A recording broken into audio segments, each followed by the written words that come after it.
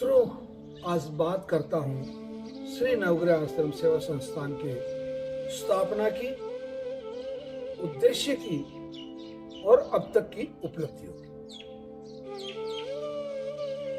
केदारनाथ यात्रा करता हूँ। 2013 में भयंकर प्रलयकारी बाढ़ आती है, लाखों लोगों को बैठते हुए देखता हूँ। एक संत के आशीर्वाद से या उनकी प्रेरणा से 2014 में गुरु पूर्णिमा के दिन इस श्री नवग्रह आश्रम सेवा संस्थान की स्थापना दमा बेल और गुड़मार की बेलों के साथ होती है। 9 ग्रहों के जो वृक्ष हैं, जो औषधियां हैं, वनस्पति है, उसकी रुपए के साथ में दिन भर कुदाल चलाना, बंजर जमीन को ठीक करना, उसमें खाद डालना और धीरे धीरे आज वो यात्रा 487 प्रकार के औषधीय पौधों तक पहुंच चुकी है। ये जो आप मेरे पीछे भवन देख रहे हैं, ये भवन श्री नवग्रह आश्रम की स्थापना का बहुत बड़ा राजमहल है। बहुत बड़ा, मैं यूं कहूंगा कि ये इस दुनिया की मेरे लिए सबसे ऊंची और सबसे विशाल बिल्डिंग है। यहां बैठ के मैंने आयुर्वेद के ग्रंथों का अध्ययन किया, कई वैद्यों से परामर्श किया और आज श्री नवग्रह आश्रम सेवा संस्थान पूरी दुनिया के कैंसर रोगियों के लिए, किडनी रोगियों के लिए, डायबिटीज पेशेंट्स के लिए, लीवर, यहां तक कि हेपेटाइटिस बी के पेशेंटों के लिए, कई प्रकार की बांझपन, मोटापा जैसी 29-30 प्रकार की बीमारियों के लिए एक बहुत बड़ी आशा की किरण है।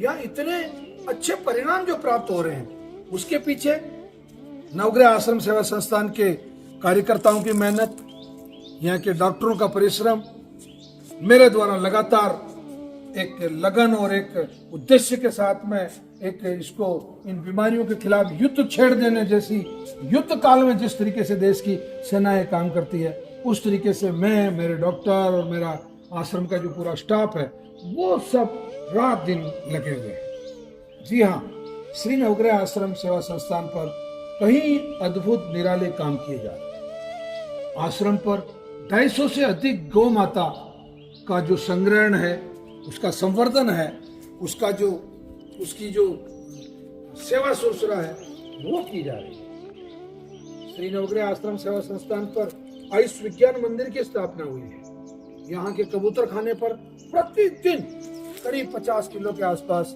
अनाज कबूतरों को डाला जाता है। यहाँ निराश्रित और आवारा गौ माताओं के लिए पानी और चारे की व्यवस्था की जाती है। यहाँ के आसपास के क्षेत्र के जितने होनहार बच्चे हैं, जो इंटेलिजेंट बच्चे हैं, उनको नवग्रह आश्रम अपनी तरफ से स्कॉलरशिप देता है।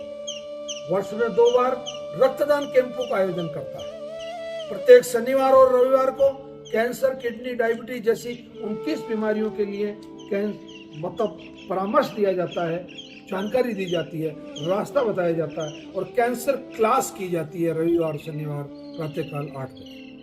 अलग अलग भाषाओं में, अलग अलग देशों से और अलग अलग प्रांतों से आए हुए लोगों को 14 या 15 भाषाओं में, अलग अलग, तमिल में, उड़िया में, कन्नड़ में, अंग्रेजी में, भूटानी में, नेपाली में, अलग अलग भाषाओं में, मतलब उनको ये जो कैंसर का या किडनी का या डायबिटीज का जो साहित्य है, वो उपलब्ध करवाया जाता है। श्री नवग्रह आश्रम अपनी पुस्तकों का प्रकाशन निरंतर करता रहता है। अब तक मात्र 11 वर्ष के अल्प काल में आश्रम 6 से अधिक पुस्तकें छपवा चुका है। और सबसे बड़ी प्रसन्नता की बात यह है कि मेरे द्वारा लिखी गई आयुष्मान भव जो पुस्तक है, उसका 6ठा संस्करण मात्र 10 या 11 दिनों में पाठकों के हाथों में जाने वाला है। अब तक 50,000 जो पुस्तकें हैं इसकी आयुष्मान भव की, वो लोगों के हाथों तक, यानी कि रोगियों तक या रोगियों के परिजनों तक पहुंच चुकी है। मित्रों, ये खरामा एक यात्रा है।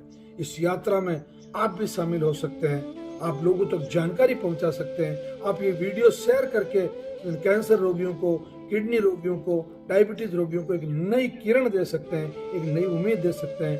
तो कृपया कंजूसाई ना करें, पूरा वीडियो खुद देखें, लोगों को शेयर करें, हमारा जो चैनल है उसको सब्सक्राइब करें। और अंत में मैं पुनः आप लोगों से अनुरोध करता हूं कि कैंसर जानलेवा बीमारी नहीं है, हारने जैसी या घबराने जैसी बीमारी नहीं है। मित्रों, आज बैठे बैठे ये पूरी यात्रा मेरे मन में, मेरे मस्तिष्क में घूम रही थी, ये मैंने आप लोगों को प्रस्तुत की।